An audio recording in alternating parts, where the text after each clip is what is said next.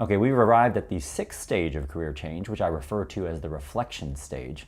Maybe you got tired of being in a job that wasn't right for you and you ended up resigning, or you're just in between jobs for reasons beyond your control. I've had my fair share of being in between jobs. It happens. I'm someone who has not had a linear career path.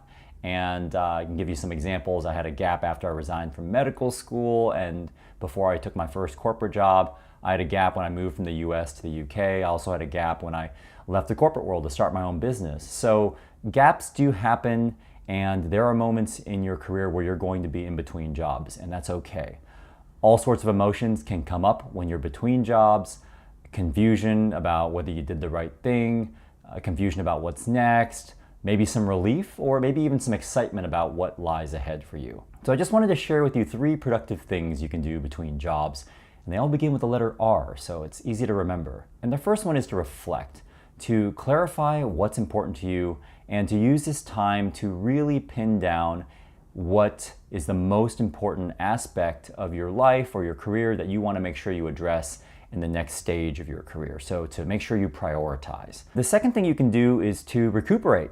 A lot of people I talk to who have left one job and are getting ready to start another job are pretty tired because they've gone through a really stressful period, or maybe they were very busy wrapping up their projects. So I would use this time to also make sure that you take a breather, to make sure you rest, and make sure you get your energy back for the next stage in your career, which is gonna take a lot of energy to get it going. And then the final thing I would recommend is to try to reconnect. And by reconnect, I mean to reconnect with some people, maybe in your personal life, who you may have neglected because you were so busy in your last job, or maybe you were so overwhelmed with the work you were doing before. Reconnect professionally with people who are in your network. That could be someone who is in a role that you find interesting, or it could just be someone that you feel is useful to stay in touch with. And the final area you can reconnect with is with your interests, your hobbies, your passions, some of those things that you may not have had time for in your last job, either because you were so busy or maybe you were just really consumed with your last role. So this is a perfect time to try to tap into some of your interests. You could take a side gig, you could take an evening course, an online course. It's a really good time to feed that other part of you that's so important to you. Now, I know from personal experience, it can feel a little bit awkward to be in between jobs. It can be a time of uncertainty. It can also be a time of real excitement.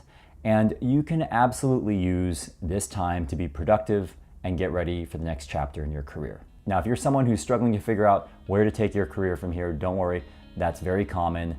I would recommend starting by first defining what matters most to you. And I got a little tool that can help you. You can download a free Define My Professional Priorities worksheet using the link in the description to clarify which professional components matter the most to you during the next chapter of your career. And I hope you found this helpful.